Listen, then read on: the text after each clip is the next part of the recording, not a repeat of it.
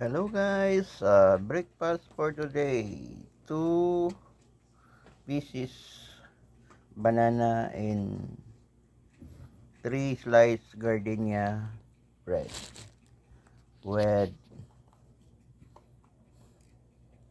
fresh milk Nestle. So butangan na to. Ato ang disposable glass. Kay tipid sa hugason.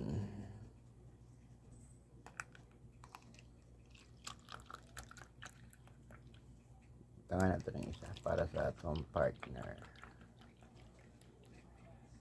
Okay. Breakfast for today.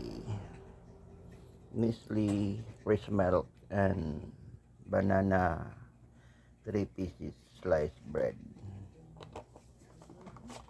Yan na muna guys. God bless. Good morning. Bye bye.